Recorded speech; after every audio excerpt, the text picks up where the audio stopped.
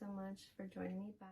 In last week's episode, I started opening up more about my journey on becoming a mother and about my loss, which I carry with me.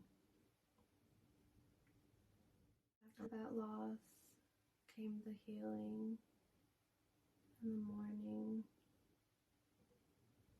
and the preparation. Hope stood strong.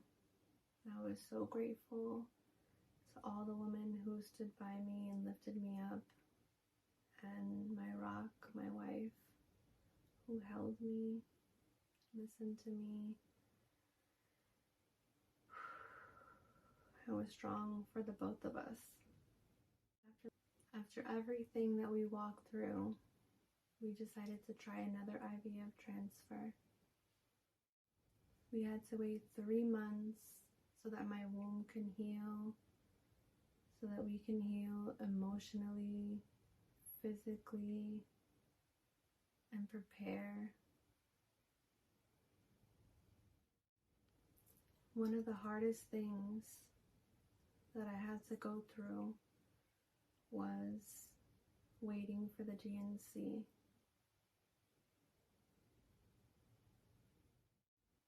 The stillness that I had to go through, the heaviness of that. After healing through that, there was still hope. There was still the wanting of us to start our family. But even after deciding to do it, that fear was always present. That fear of failing again, the fear of loss. But you just keep pushing, because at the end of the day, if you don't have hope, then what do you have? The day of the transfer, we were calm, we were filled with love, holding each other as always. I'm so grateful for my wife.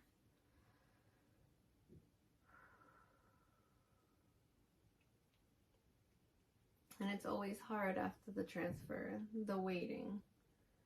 That's always the most nerve-wracking part. I'll never forget the day where I got that positive pregnancy test. I was so excited, I couldn't wait for my wife to get home. I'll never forget, I took a red lipstick and wrote on the mirror, "We're gonna be mommies," and I put the pregnancy test right on the sink for her to see, and I couldn't wait for her to see it. Even after getting the positive pregnancy test, that fear was always looming over me. I couldn't relax until every time I would feel at ease was seeing the baby on the sonogram screen, hearing that heartbeat. It was through that loss that we were referred to a perinatal doctor, which just monitors your placenta and the fetal growth. I was so thankful because through that process, we discovered that my placenta was not giving the baby enough blood flow, where I had to be put on a second dose of blood thinners. So I went from 1 to 2 blood thinners a day. Woo! More needles. And people get the idea like, well, what's the big deal? Look at all your tattoos and piercings. I'm like, when it comes to medical needles, that's totally different. I was so grateful to my doctors and in learning, because through all this pregnancy research, I did not know that if you are high risk, you should have a perinatal doctor. So I encourage women in my life that are pregnant, that are high risk, to look into a perinatal doctor. And after this wonderful miracle, my wife said I was textbook pregnancy. It was 3 months of constant throwing up. I don't know why they call it morning sickness, because I was sick 24 hours a day. I couldn't keep anything down. My wife would be like, I would know where my wife would work because whenever she came home, she would bring me some food. If she worked in Brooklyn, I knew she was bringing me Brooklyn pizza. If she worked in the Bronx, she was bringing me the Bronx Chinese food. And I would enjoy it, eating it, and then I would run to the bathroom. She's like, babe, you just finished eating it. Well, it came right back up. I'll never forget, for my birthday, she took me to my favorite place, and as soon as we got into the car, what do you think happened? It was all coming up, and I was crying and laughing all at the same time. And she was like, babe, I don't know what to do. Are you crying? Are you laughing? And I was like, you just can't make it up. It's so comical. You just want to keep something down, and it's like your body has another idea.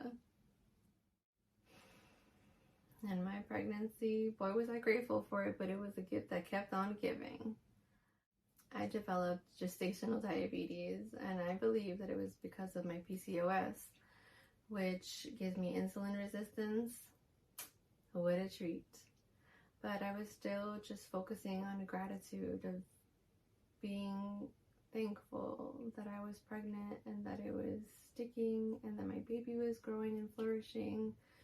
Whatever I was being thrown at, I was just gonna do the best that I could. And pricking myself 10 times a day wasn't fun, but I was gonna do anything and everything for my baby. After the gestational diabetes, soon after came my swollen legs. They were ginormous, and they would get so big that I would literally, my wife would buy bags of ice so that I could just soak my legs and elevate them. I remember that summer because I gave birth to my baby in July, and that summer was so hot. We always took a trip with our friends. One of our great friends always has all the girls over, and everyone chipped in and was elevating my legs, and we went to the beach and everyone was getting water and pouring them on me. I felt so loved, so supported, so blessed. I'll never forget all that love and support from all those women who I hold so dear in my heart. My biggest supporter and my biggest rock, my wife. I am so grateful to her. During all of the pregnancy, she was always there. What was most incredible was that 3 months after my IVF transfer and positive result, my wife went in for our little miracle baby. And it was the most amazing time for us. We just thought we wanted one sleepless phase, one diaper phase, one potty training phase, but the most important thing was that we wanted our girls to grow up together. Everyone thought that we were bananas, but we knew what we were doing, or so we thought. And after everything we walked through,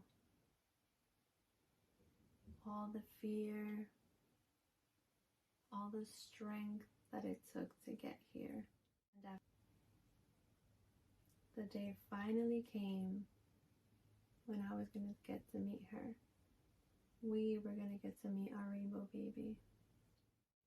And I'll share that part with you guys in next week's episode. Thank you so much for being here with me. Sending you so much love.